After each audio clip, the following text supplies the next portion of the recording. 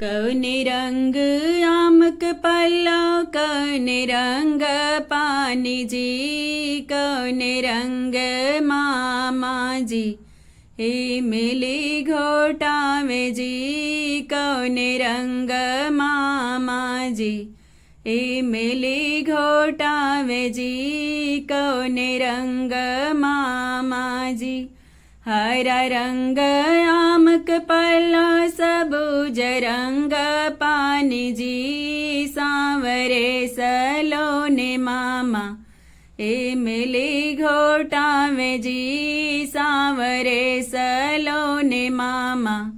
ए मिली घोटावे जी सांवरे सलोने मामा कौने रंग आमक पल्लो कौने रंग पानी जी कौने रंग मामा जी ए मिली घोटावे जी कौने रंग मामा जी ए मिली घोटावे जी कौने रंग मामा जी।